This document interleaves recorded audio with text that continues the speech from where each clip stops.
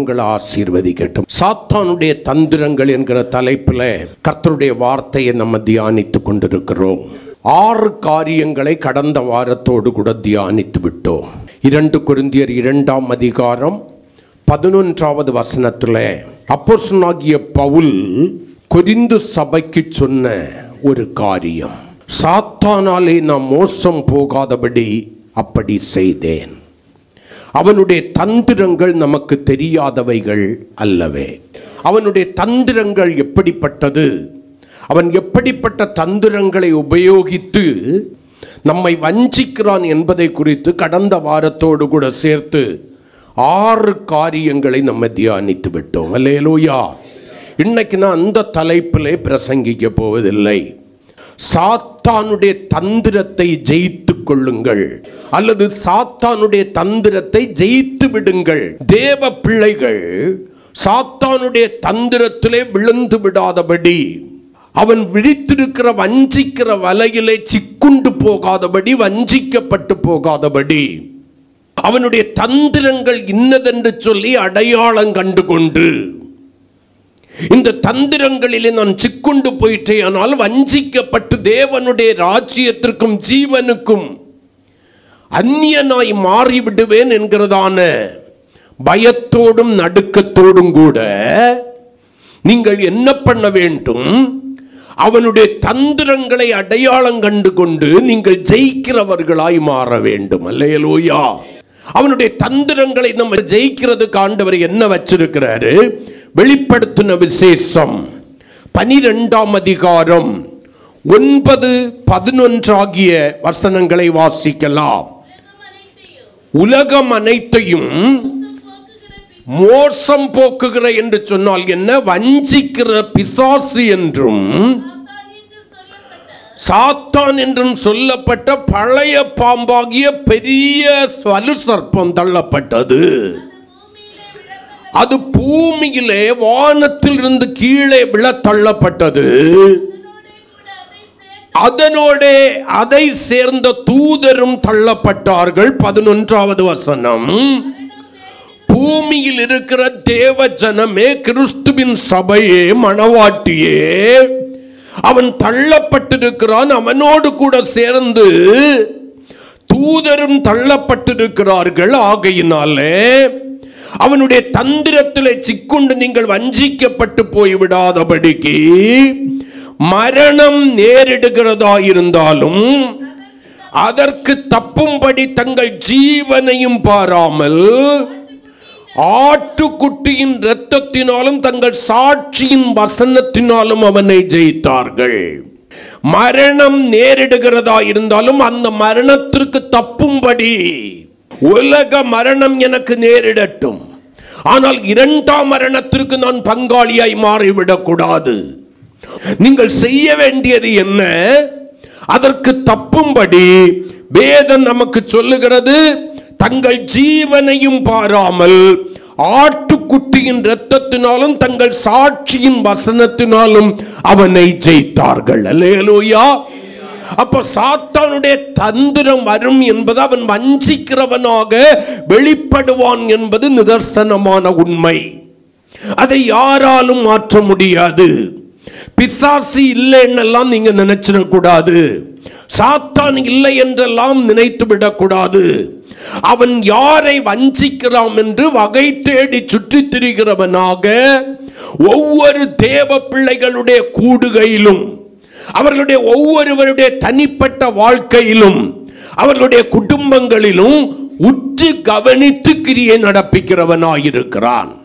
தேவஜனமே, நீங்களும் நானும் எச்சரிக்கையாயிராவிட்டால் அவனுடைய தந்திரம் இன்னதென்று அடையாளம் கண்டு விடாதபடிக்கு நம்முடைய கண்கள் செருகி போகிறபடியினால அவனுடைய வஞ்சக வலையிலே விழுந்து 2ஆம் மரணமாகிய நரகாக்கினையின் பிள்ளைகளாய் மாறிவிடுவோம். அல்லேலூயா. இந்த உலகத்தில் ஆண்டவர் சொன்னார், உங்கள் சரீரத்தை கொல்ல வல்லவர்களாய் இருக்கிறவர்களுக்கு நீங்கள் பயப்படாமல் உங்கள் சரீரத்தையும் ஆத்துமாவையும் கொல்ல வல்லவராயிருந்து நித்திய நரகத்திலே போடுவதற்கு வல்லமலை உள்ளவராயிருக்கிற அவருக்கு தான் நீங்க பயப்படணும். அப்ப சரீர மரணத்தை குறித்த பயம் தேவனுடைய பிள்ளைகளுக்கு இருக்கவே கூடாது. அது இருக்க வேண்டிய ஒரு தைரியம் என்ன? மரணம் நேரிடுகிறதான வேளையில நான் மரண இருளின் பள்ளத்தாக்கிலே நடந்தாலும் பொல்லாப்புக்கு பயப்படேன், தேவரீர் என்னோடு கூட இருக்கிறீர், உம்முடைய கோலும் உம்முடைய தடியும் என்னை தேற்றும் என்கிற விசுவாசத்தின் வலிமையை ஏற்படுத்தி கொண்டு இரண்டாம் மரணத்திற்கு தப்பும்படி ஆட்டுக்குட்டியானவருடைய இரத்தத்தினாலும் சாட்சியின் வசனத்தினாலும் உங்களை வஞ்சிக்கிறதற்கு ஏதுவாக தந்திரமாய் கிரியை செய்கிற அந்த சாத்தான் என்றும் பிசாசு என்றும் பெரிய பாம்பாகிய வலு சர்ப்பம் என்றும் சொல்லப்பட்ட அவனை நீங்கள் ஜெயிக்கிறவர்களாயிருக்க வேண்டும். இயேசுவின் இரத்தத்திற்கு அவ்வளவு வல்லமை உண்டு. இரத்தம் என்பது பூமியிலே காய்ந்து போனது அல்ல. இரத்தம் என்பது கிறிஸ்துவினுடைய ஜீவன். அவர் உங்களையும் என்னையும் இரத்தம் சிந்தி மீட்டார் என்பதற்கு அர்த்தம் என்ன? தன்னுடைய ஜீவனை கல்வாரி சிலுவையிலே கொடுத்து நம்மை மீட்டார். ஆமென். இரத்தத்தில் என்ன இருக்கிறது? உயிர் இருக்கிறது, ஜீவன். ஏன் இரத்தம் இன்றைக்கும் எனக்காக பரிந்து பேசிக் கொண்டிருக்கிறது என்றால், அது சாதாரண மனிதனுடைய இரத்தத்தை போல பூமியிலே விழுந்து காய்ந்து போன இரத்தம் அல்ல, இல்லாமற் போன இரத்தம் அல்ல, மறக்கப்பட்டு போன இரத்தம் அல்ல, கிறிஸ்துவின் ஜீவனாகிய இரத்தமாயிருக்கிறபடியினாலே பிதாவாகிய தேவனுடைய கோபாக்கினை என் மேல் வந்து விடாதபடி இன்றைக்கும் எனக்காய் பரிந்து பேசிக் கொண்டிருக்கிறது. ஆகையினால நான் பிழைத்திருக்கிறேன். அந்த இரத்தத்தை நான் விசுவாசித்து அந்த இரத்தத்தினாலே மீட்கப்பட்டு அந்த இரத்தத்திற்குள்ளாய் எவ்வளவு மறைந்து வாழ்ந்து விசுவாசத்தோடு அந்த இரத்தத்தை நான் அறிக்கை செய்கிறேனோ அந்த அளவிற்கு சாத்தான் என்னை வஞ்சிக்க முடியாது. நான் ஜெயித்து கொண்டே இருப்பேன். ஆமென் சொல்லுங்களேன். ஏன் தெரியுமா? பேதுரு சொல்லும் போது சொல்வார், 1 பேதுரு 1:19, இயேசுவின் இரத்தம் எப்படிப்பட்டதான்? விலையேற பெற்றதும் மாசற்றதுமாயிருக்கிற இரத்தம். எபிரேயருக்கு எழுதினதான நிருபத்துல 9:14 நீங்கள் வாசிக்கிறதான வேளையில நம்முடைய மனசாட்சியை செத்த கிரியைகள் அற சுத்திகரிக்கிற இரத்தம் இருக்கும். என்ன இருக்கும்? நம்முடைய மனசாட்சியை செத்த கிரியைகள் அற சுத்திகரிக்கிற இரத்தம். மாசற்றதும் குற்றமற்றதுமாயிருக்கிற அவருடைய இரத்தம் என்னுடைய வெளிப்புறமான காரியங்களை அல்ல கழுவுகிறது, என்னுடைய அந்தரங்க பாவங்களையும் கரை படிந்திருக்கிற என்னுடைய மனசாட்சியையும் கரை படிந்திருக்கிற என்னுடைய ஆவியையும் கரை படிந்திருக்கிற என்னுடைய ஆத்துமாவையும் கழுவி சுத்திகரிப்பதற்கு இந்த இரத்தம் போதுமானதாக இருக்கிறபடியினாலே இந்த இரத்தத்தை கொண்டு நான் சாத்தானை ஜெயிக்க வேண்டும். ஆமென். இரண்டாவதாக வேதம் என்ன சொல்கிறது? சாட்சியின் வசனம். சாட்சியின் வசனம் என்பது என்ன? ஒன்று தேவனுடைய கற்பனையாகிய வசனத்தை குறிக்கிறது. 2 கர்த்தரையும் கர்த்தருடைய வார்த்தையும் குறித்த வைராக்கியத்தோடு இந்த வசனத்தை உண்மையாய் காத்துக்கொண்டு கிறிஸ்துவை பிரதிபலித்து சாட்சியாய் வாழுகிற தேவ பிள்ளைகளுடைய வாழ்க்கையை குறிக்கிறது. ஆமென். எபிரேயர் 11ஆம் அதிகாரத்தில் நீங்க வாசிக்கிறதான வேளையில அப்படி வசனத்தின்படி வாழ்ந்த கர்த்தரை குறித்த வைராக்கியமுடையவர்களாய் இருந்த சாட்சியின் வாழ்க்கை வாழ்ந்த சாத்தானாலே தோற்று போவதற்கு இடம் கொடாத அநேக சாட்சிகளின் பட்டியல் அங்கே எழுதப்பட்டிருக்கிறது. நீங்கள் வாக்குத்தத்தங்களை மட்டும் உச்சரித்தால் போதாது, கற்பனைகளையும் கட்டளைகளையும் கை கொண்டு நடக்கிற தேவஜனமாய் இருக்க வேண்டும்.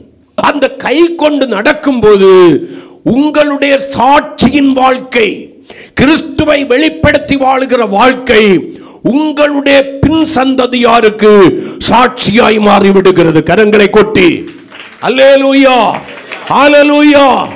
ஏதோ பிறந்தோம், ரட்சிக்கப்பட்டேன், சபையில சேர்க்கப்பட்டு வாழ்றேன், சாவேன் என்பதல்ல வாழ்க்கை.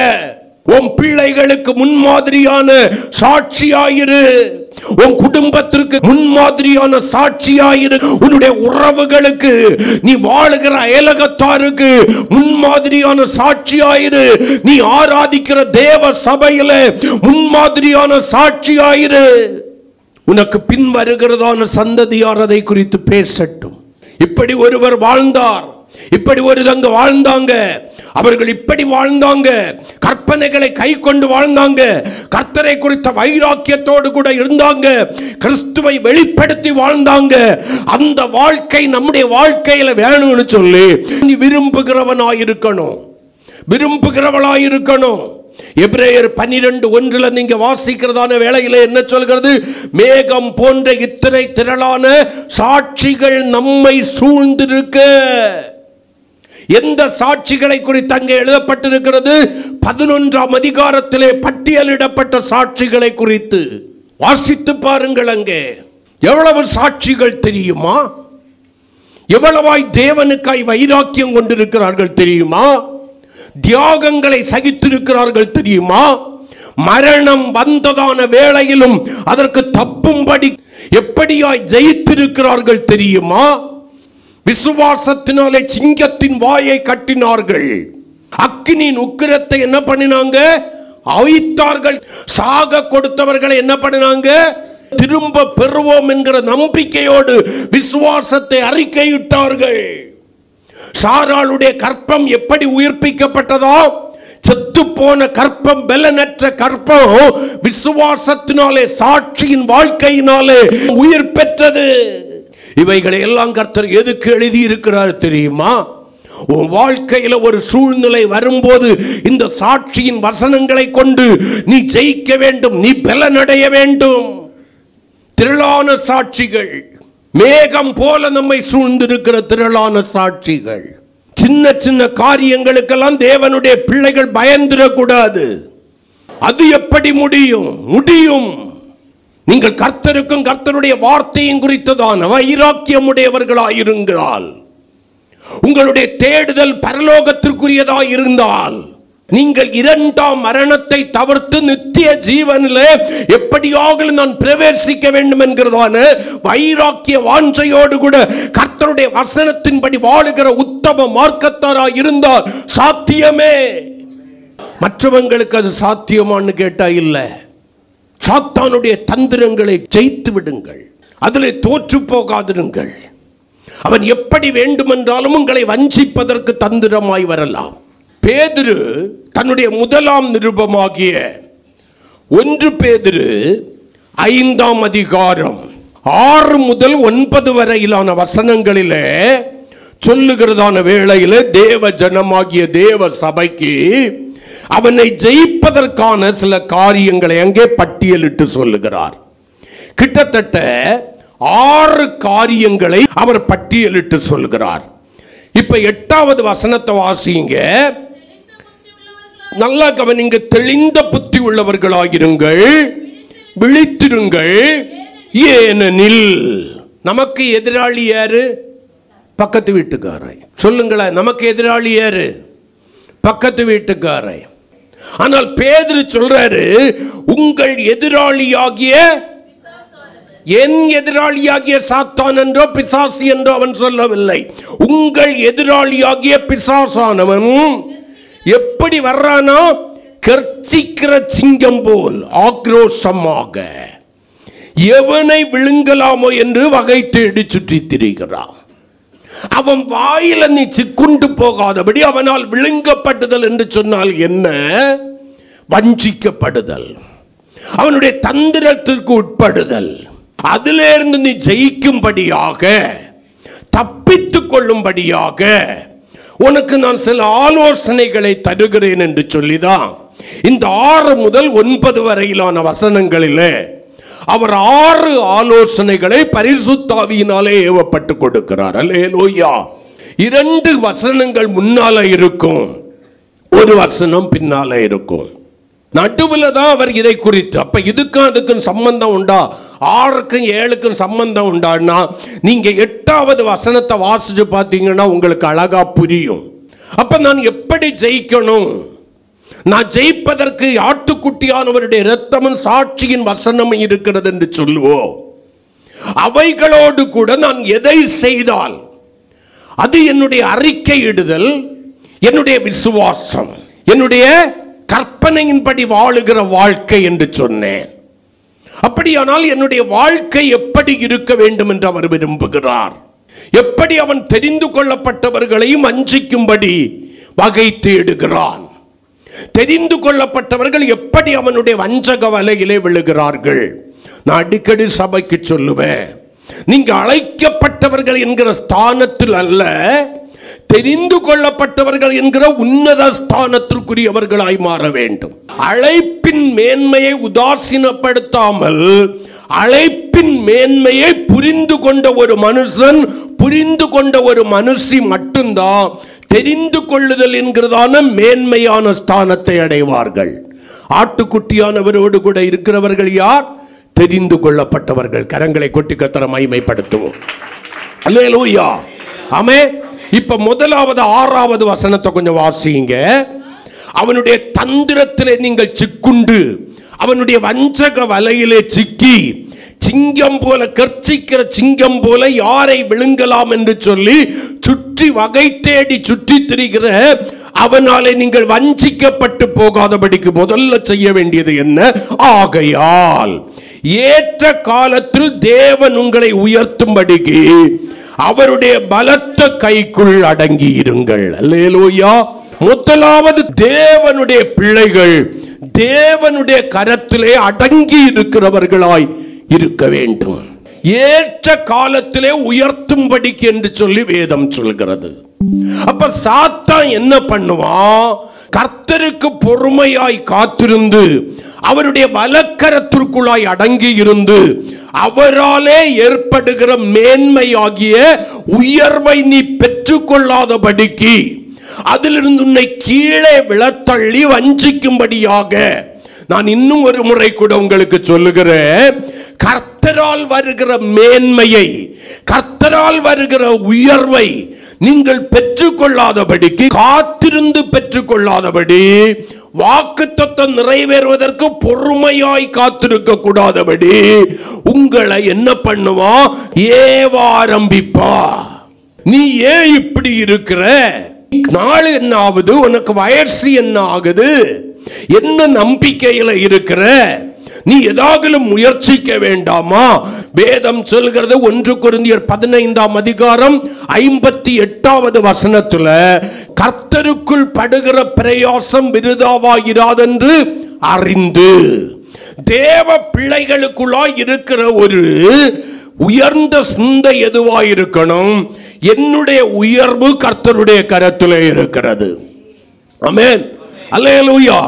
ஆகையினாலே நான் கர்த்தருக்குள் பிரயாசப்படுகிறவனாய், கர்த்தருக்குள் பிரயாசப்படுகிறவளாய் இருக்க வேண்டும். நான் கர்த்தருக்குள் பிரயாசப்படுகிறதான வேளையில அந்த பிரயாசம் விருதாவாய் போகாதபடி ஏற்ற காலத்திலே உயர்வு என்கிற நற்பலனை அது எனக்கு கொண்டு வரும்.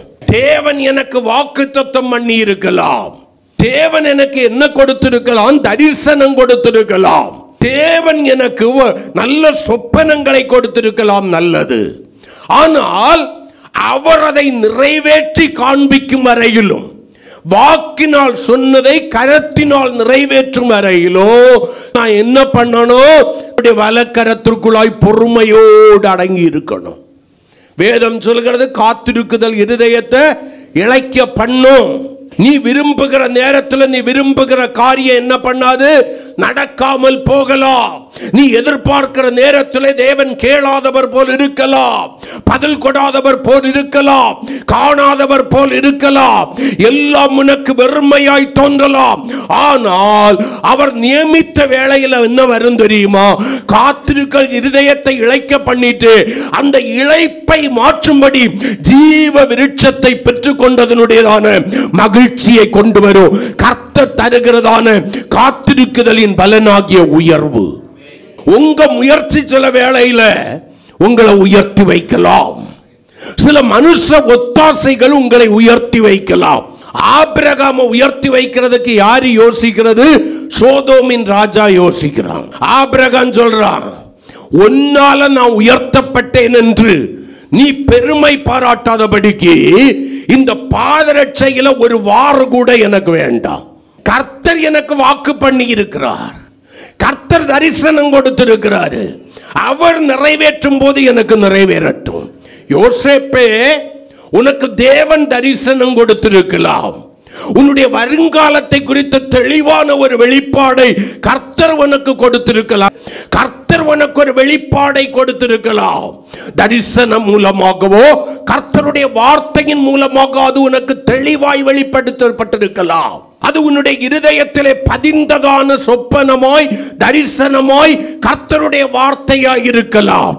ஆனால் நீ எங்கே போடப்பட்டிருக்கலாம்?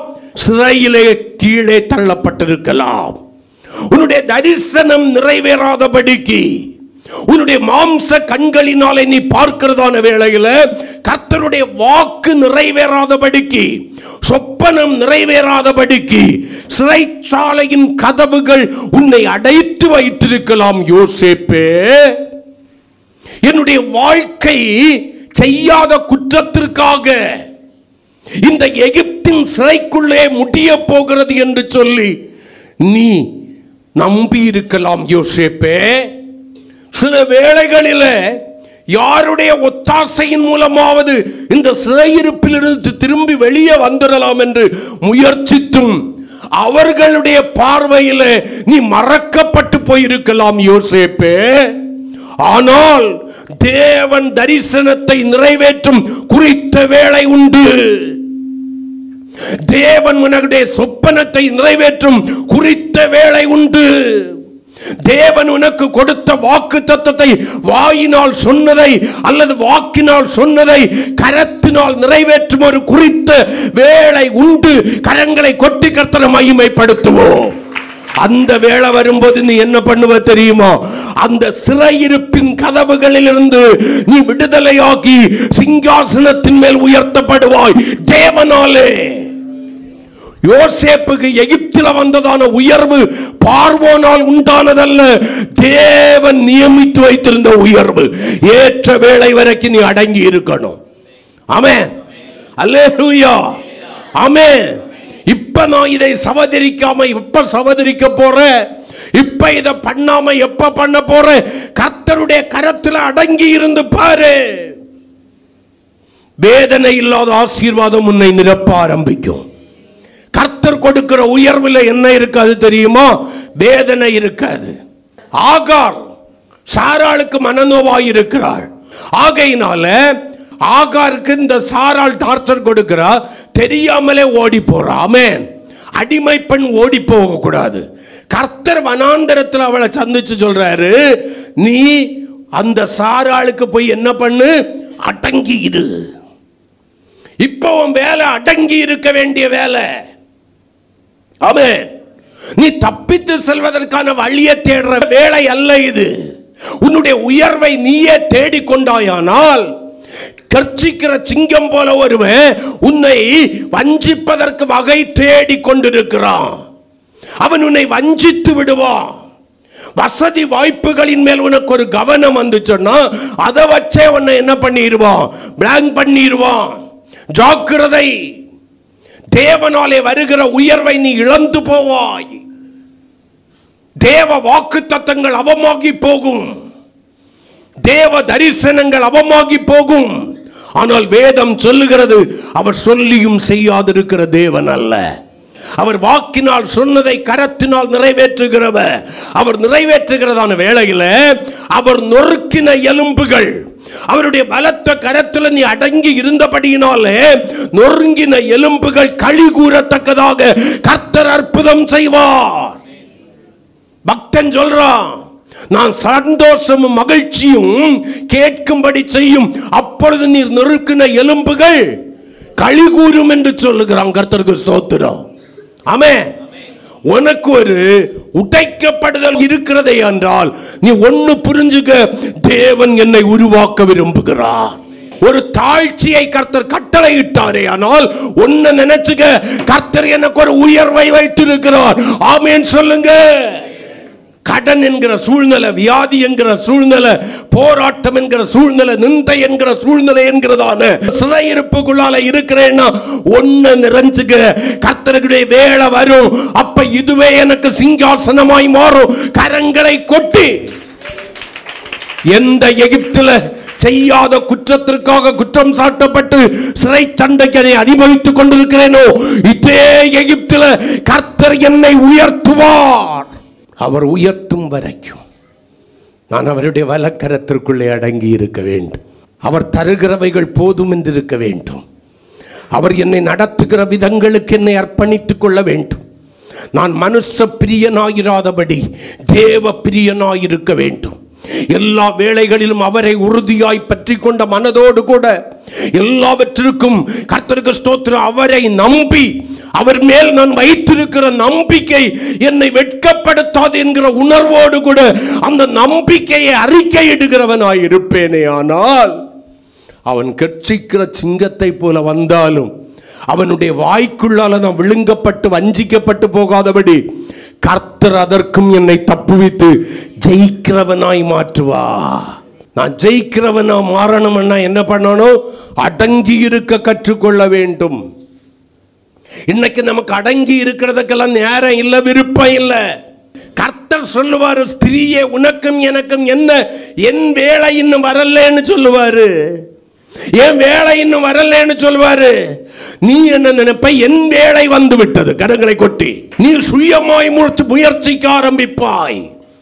நீ சில வேளைகளில் தேவ பிரியன் என்கிறதான இடத்தை விட்டுட்டு மனுஷ பிரியனாய், மனுஷ பிரியையாய் மாறுவாய். மனுஷனை பிரியப்படுத்தியாகிலும், மனுஷனை பிரியப்படுத்தியாகிலும் நீ நினைத்திருக்கிற உயர்விலே சென்றடைய வேண்டும் என்று நினைப்பாய். மனுஷனாலே வருகிற உயர்வு மனுஷனாலே தாழ்த்தப்பட்டு போகும். கரங்களை கொட்டி மனுஷன் உன்னை சிங்காசனத்தில் உட்கார வச்சான்னா அதே மனுஷன் உன்னை திரும்ப எடுத்து என்ன பண்ணுவான் தெரியுமா? புழுதியில போட்டுருவான்.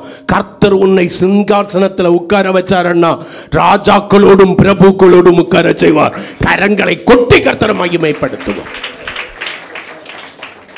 அப்பதான் என்ன பண்ணணும்? இக்கட்டான சூழ்நிலைகளை ஒத்தாசைகள் அற்று போகும்போது, எல்லாம் கேள்விக்குறியாய் இருக்கும் போது தேவ சமூகத்திலே விழுந்து கிட, ஏன் என்னை இந்த பாதையில் நடத்துகிறேன்? ஏன் என்னுடைய வாழ்க்கையில் இந்த சிலுவை அனுமதித்திருக்கிறேன்? நானும் இன்னும் எத்தனை காலங்கள் பொறுமையாய் உம்முடைய கரத்திலே அடங்கி இருக்க வேண்டும்? சில வேளைகளில் உடனே உங்களுக்கு பதில் வரவே வராது. உங்களுடைய கேள்விகள் காற்றோடு கூட கலைந்து போய் இருக்கலாம், பதில் வராம இருக்கலாம்.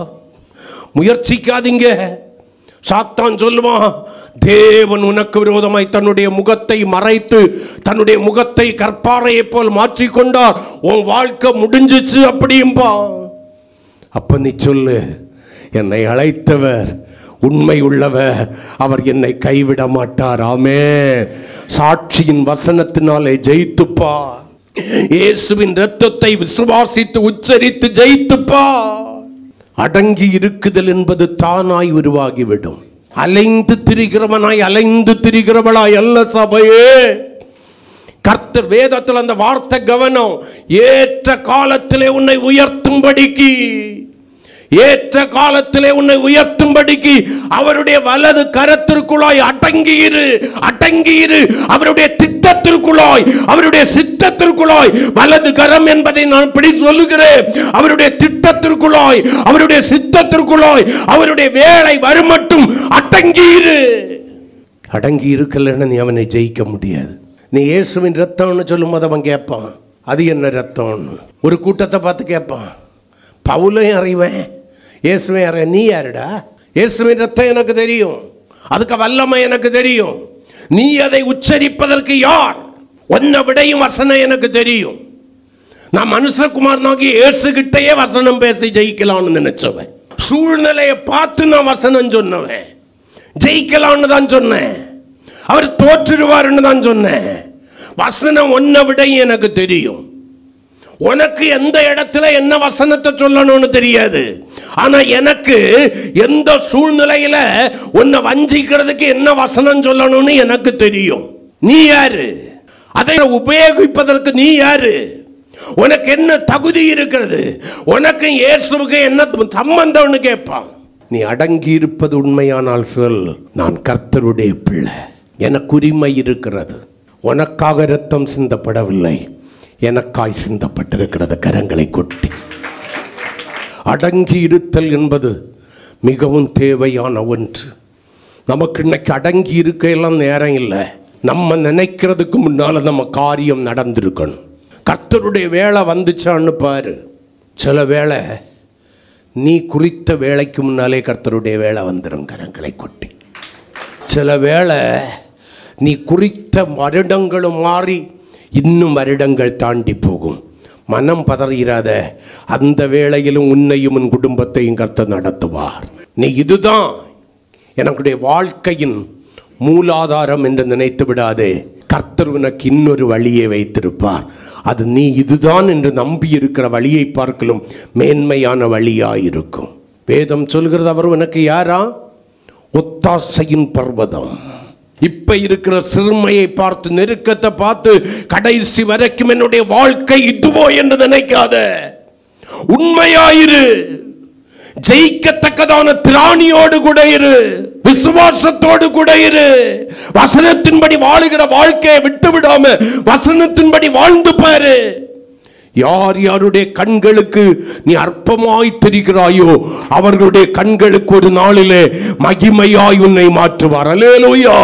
யார் யாருக்கு முன்னால் அவனுடைய தலை குனிந்து போனதோ அங்கெல்லாம் கர்த்தர் வந்து உன் தலையை உயர்த்துவார். பிரசங்கி 3:1 வேதம் ஒரு காரியத்தை சொல்கிறது. வாசிங்க, நல்ல கவனிங்க. ஒவ்வொன்றிற்கும் ஒவ்வொரு காலம் உண்டு.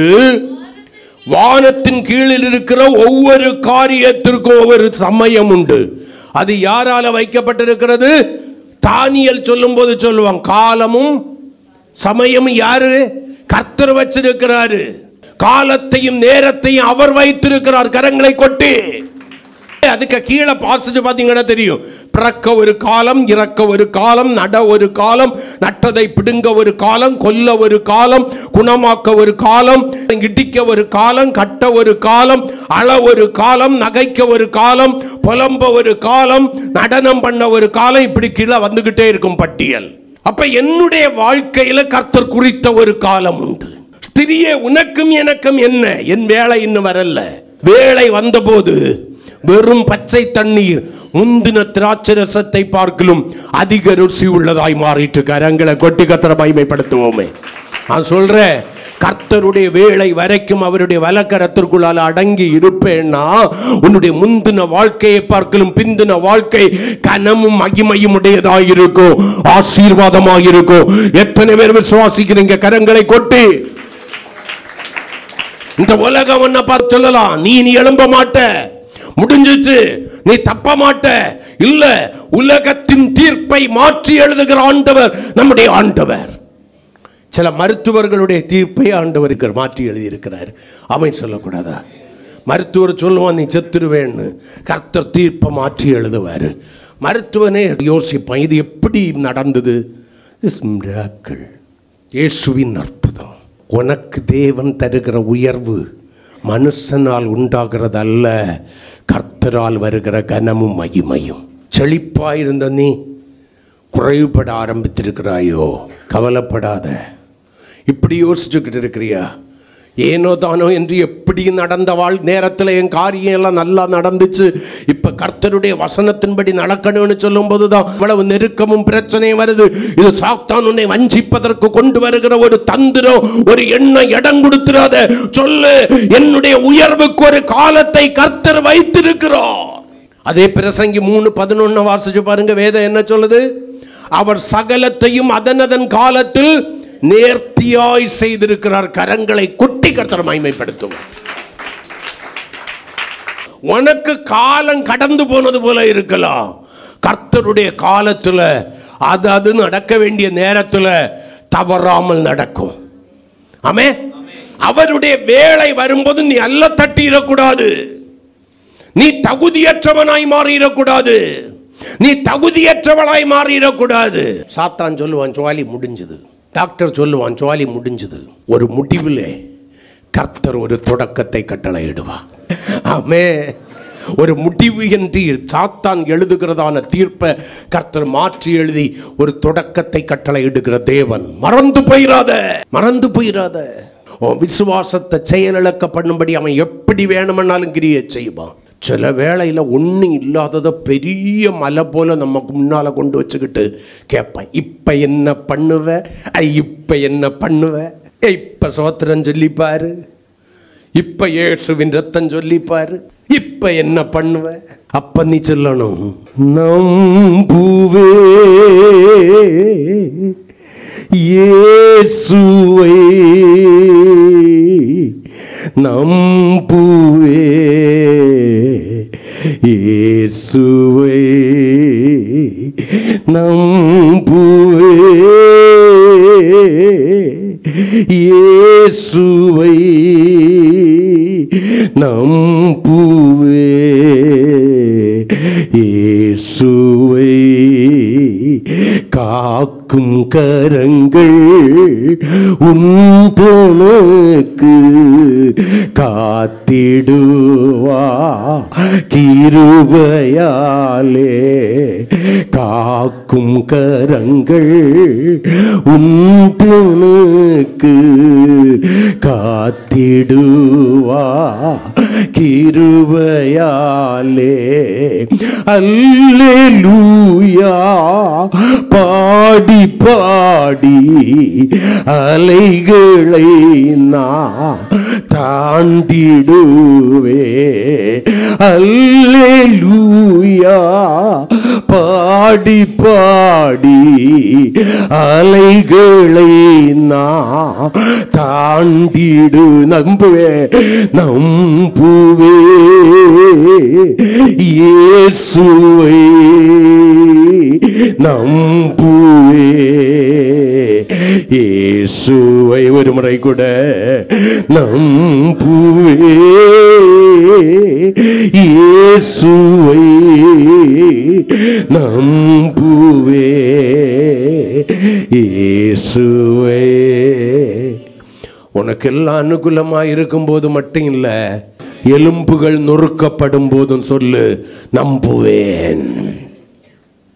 எலும்புகள் நொறுக்கப்படும் போது சொல்லு, அவர் என்னை கொன்று போட்டாலும் அவர் மேல் நம்பிக்கையாயிருப்பேன்.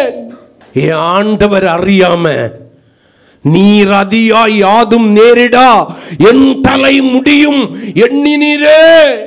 என்னை மறவா இயேசு நாதா, உந்தன் தயவால் என்னை நடத்தும். நீர் அடங்கி இருக்க சொல்றது வரைக்கும் நான் அடங்கி இருக்கிறேன். நீர் நொறுக்கிற எலும்புகள் களிகூற பண்ணுகிறது வரைக்கும் நான் அடங்கி இருக்கிறேன். உங்க தயவால என்ன நடத்தும். அந்த கிருபையை மட்டும் என்னை விட்டும், என் வீட்டை விட்டும், எனக்கு உண்டானவைகளை விட்டும் விலக்கிறாத ஆண்டவரே. நான் ஆண்டவரை தானே தேடுறேன், நான் அவருக்கு தானே காணிக்க கொடுக்கிறேன், கூட்டத்துக்கு போறேன். ஏன் இப்படி எல்லாம் வருது? உனக்கு விசுவாசம் பின்ன எப்படி புடமிடப்படும்? உன்னுடைய விசுவாசம் எப்படி சோதித்தறியப்படும்? விரும்பாத சில சூழ்நிலைகளை அனுப்பிதான் கர்த்தர் உன்னை சோதித்தறிய விரும்புகிறார். உன்னுடைய விசுவாசத்தை, உண்மையை சோதித்தறிய விரும்புகிறார்.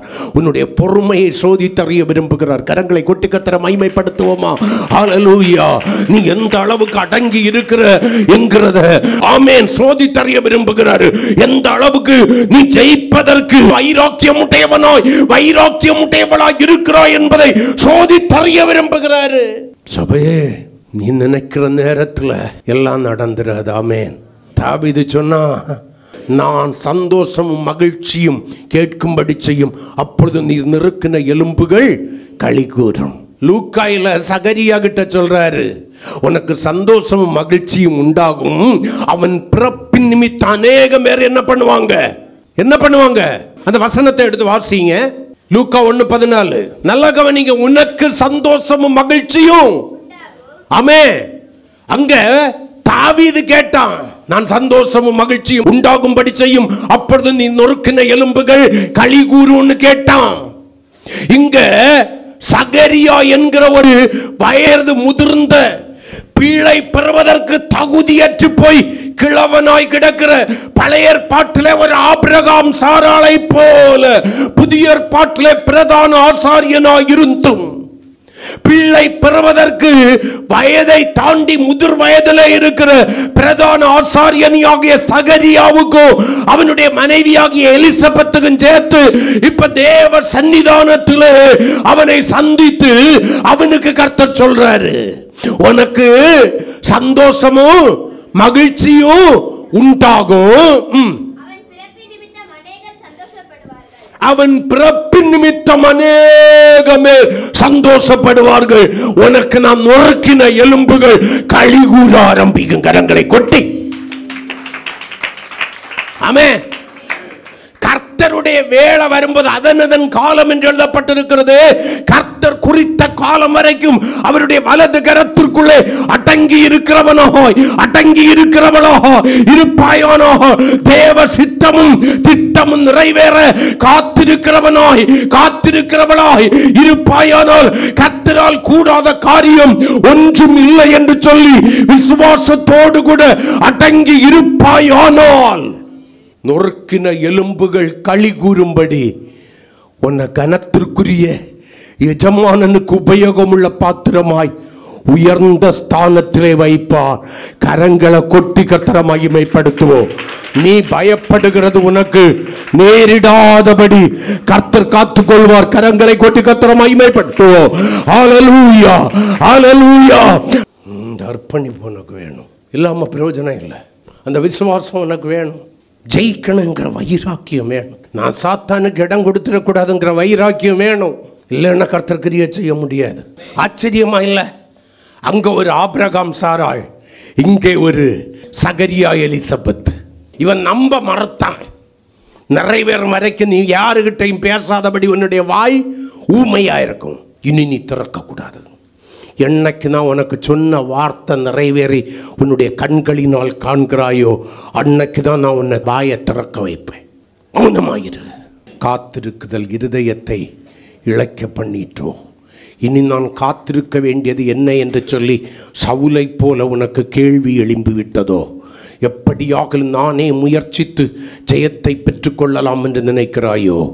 நான் சொல்றேன், சிலருக்கு தீர்க்க தரிசனமா அருகில் வந்துட்ட மனம் பதறாத. கடைசி நேரத்தில் ஒரு பழமொழி உண்டு, வெண்ண திரண்டு வரும்போது அவசரப்பட்டு பானையை உடைச்சிடாத. கர்த்தருக்கு ஸ்தோத்திரம். வேலை அருகில் வந்தாச்சு, வேலை அருகில் வந்தாச்சு. இனி மனம் பதறி போய் எதையாகலும் அவசரப்பட்டு செய்து கர்த்தருக்கு ஸ்தோத்திரம். தேவனுடைய திட்டத்தையும் சித்தத்தையும் அவமாக்கி விடாதே. அவமாக்கிறாத, அவமாக்கிறாத. இன்னும் சில காலம், நான் அதை இப்படி சொல்றேன், இன்னும் சில நொடி பொழுது அடங்கியிரு. இன்னும் சில நொடி பொழுது அடங்கியிரு. பிற்பாடு மகிமை உண்டாகும். கர்த்தர் செய்ய போகிற காரியத்தின் நிமித்தம் உனக்கு மட்டும் இல்லை சந்தோஷமும் மகிழ்ச்சியும். அதை கேட்கிற காண்கிற யாவரும் மகிழும்படி சந்தோஷப்படும்படி ஒரு காரியத்தை உன்னுடைய வாழ்க்கையில செய்ய போகிறார். யார் உனக்கு விரோதமா தீர்ப்பு எழுதினாங்களோ தீர்க்க தரிசனமா வச்சுக்க. யார் உனக்கு விரோதமாய் தீர்ப்பு எழுதினாங்களோ, இது இவ்வளவுதான் முடிந்தது என்று சொன்னார்களோ, அவர்கள் வெட்கப்படும்படியான ஒரு காரியத்தை உனக்கு சந்தோஷமும் மகிழ்ச்சியும் உண்டாகும்படி, கேட்கிறவர்களுக்கும் காண்கிறவர்களுக்கும் சந்தோஷமும் மகிழ்ச்சியும் உண்டாகும்படி கர்த்தர் செய்ய போகிறார். அடங்கிடு. கொஞ்சம் காலம் உன் திட்டமிடுதலை கொஞ்சம் நிறுத்து. உன்னுடைய திட்டத்தை பார்க்க கர்த்தர் உன்மேல் வைத்திருக்கிற திட்டம் பெரிது. நீ போடுகிற உனக்கு நீயே போடுகிற திட்டத்தை பார்க்கலும் கர்த்தர் உனக்கு பெரிதாக வைத்திருக்கிற திட்டம் பெரிது. கொஞ்சம் கூட அடங்கிடு. சத்த நேரம் பொறுத்துக்க, கொஞ்ச நேரம், சில நொடி பொழுது. சங்கீதம் 37-34 கொஞ்சம் வாசிப்போம். ஒரே ஒரு ஆலோசனை தான் உனக்கு. கர்த்தருக்கு காத்திருந்த அவர் வழியை கைக்கொள், அப்பொழுது நீ பூமியை சுதந்தரிப்பதற்கு கர்த்தர் உன்னை உயர்த்துவார். நீ உயர்த்தப்படும் போது துன்மார்க்கர் அறுப்புண்டு போவதை நீ காண்பாய், உன்னுடைய கண்கள் காணும். அர்த்தம் என்ன தெரியுமா? கர்த்தர் வலக்கரத்திற்குள்ளே அடங்கி இருக்கிற உன்னை உயர்த்தும் போது உன்னை தாழ்த்த துடித்தவன் தேவனாலே தாழ்த்தப்பட்டு போவான். தாழ்த்தப்பட்டு மட்டும் இல்ல, நீ அடங்கி இருந்தபடியினால பாதுகாப்பா இருந்த கர்த்தருக்கு ஸ்தோத்திரம், அவன் அறுப்புண்டு போவான், இல்லாமற் போக பண்ணுவார். ஆமென். உன்னை தாழ்த்த நினைச்சவன கர்த்தர் இல்லாமற் போக பண்ணுவார். அவர் யார் தெரியுமா? உபத்திரவப்படுகிற உனக்கு இளைப்பாறுதலை தருகிற அதே நேரத்தில் உன்னை உபத்திரவப்படுத்தினவர்களுக்கு உபத்திரவத்தை கட்டளையிடுகிற கர்த்தர் என்று சொல்லி வேத புஸ்தகம் நமக்கு சொல்லுகிறது. ஆமென், ஆமென், அல்லேலூயா. நம்ம செய்ய வேண்டியது ஒன்னே ஒண்ணுதான். ஆமென். கர்த்தருடைய பரிசுத்த நாமத்திற்கு மகிமை உண்டாவதாக. ஆமென், அல்லேலூயா. நீ கர்த்தருக்கு காத்திருந்த அவருடைய வழியை கைக்கொள். வழி என்ன தெரியுமா? அவருடைய வார்த்தையை காத்து நட, அவருடைய சித்தத்தையும் திட்டத்தையும் புரிந்து கொண்டு நட, அவர் உன்னை உயர்த்துவார். யாக்கோ சின்ன ஒரு டிப்ஸ் தர்றாரு. வாசிக்கலாம் அந்த ஒரு வசனத்தை கூட. யாக்கோபுக்கு எழுதின நிருபம் 4ஆம் அதிகாரம் 10வது வசனம். அங்கே வழியை கை கொள்ளும்படி சங்கீதக்காரன் நமக்கு சொன்னா, இங்க அப்போஸ்தலனாகிய யாக்கோபை கர்த்தர் கொண்டு சொல்லுகிறார். கர்த்தருக்கு ஸ்தோத்திரம். கர்த்தருக்கு முன்பாக தாழ்மைப்படுங்கள், அப்பொழுது அவர் உங்களை உயர்த்துவார். கரங்களை கொட்டி தாழ்மைப்படு, சாஷ்டாங்கமா விழுந்துரு, உடைச்சு ஊற்றிரு. ஐ ஆம் நத்திங், நான் ஒன்றுமில்லை ஆண்டவரே, நான் ஒன்றுமில்லை. நீர் உயர்த்தும்படி என்னை உம்முடைய கரங்களில் ஒப்பு கொடுக்கிறேன்.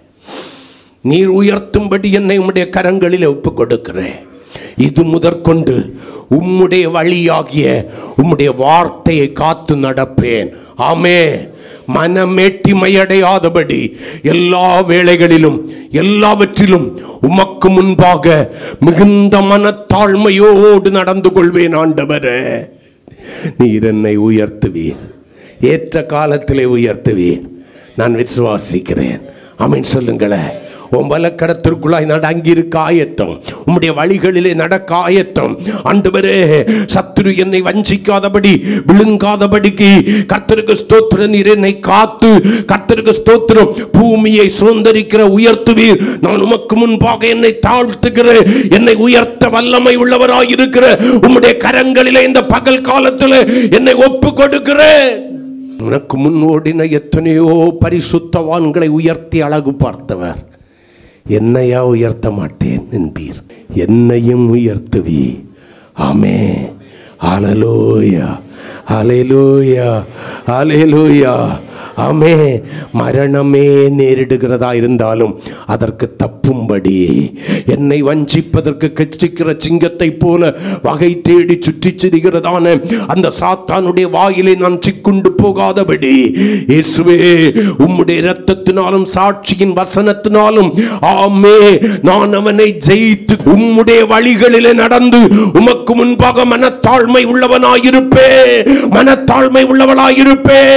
ஏற்ற காலத்தில் என்னை உயர்த்தி வைத்து அழகு பார்ப்பீர் ஆண்டவரேன்னு சொல்லி ஆண்டவருடைய கரங்களில் ஒப்பு கொடுத்து முழங்கால் படியிடுவோம். கர்த்தர் உங்களை ஆசீர்வதிப்பார். சிலரோடு கூட தீர்க்க தரிசனமாய் கர்த்தர் பேசிக் கொண்டிருக்கிறார்.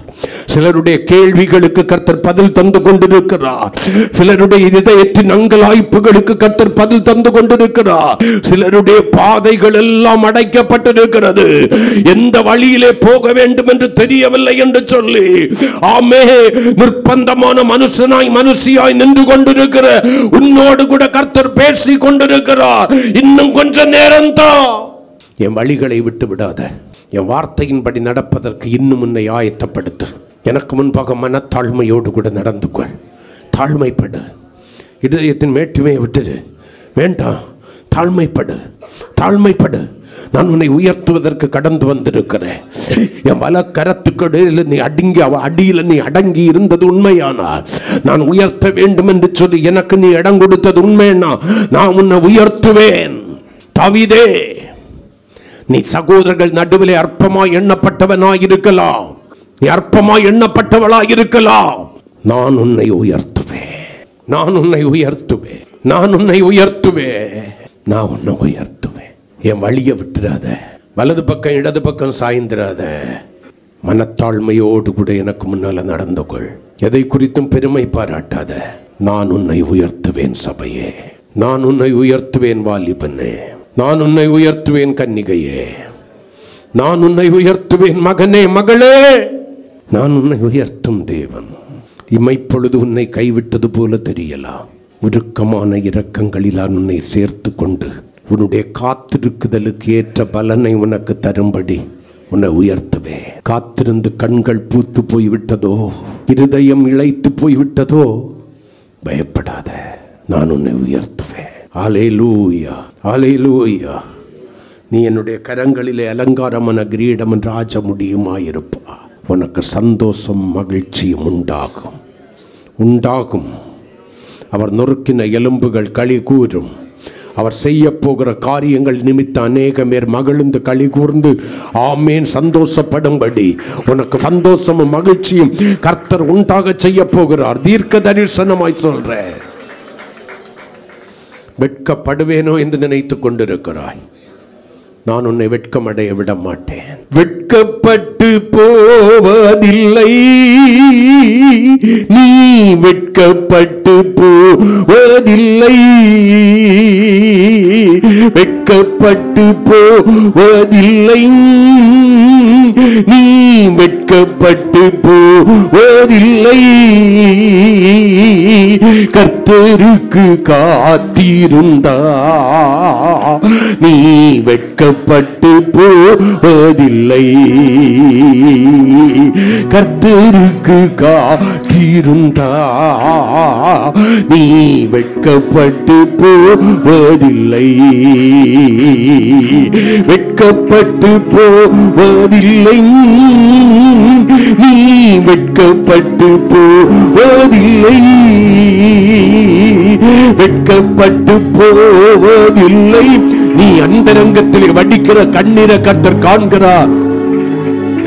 அம்மே கர்த்தருக்கு காத்திருந்தா நீ வெட்கப்பட்டு போவதில்லை. கர்த்தருக்கு காத்திருந்தா நீ வெட்கப்பட்டு போவதில்லை. மலைகள் குன்றுகள் மாறலாம், பர்வதங்கள் நீலை பெயரலாம். மலைகள் குன்றுகள் மாறலாம், பர்வதங்கள் நீலை பெயரலாம்.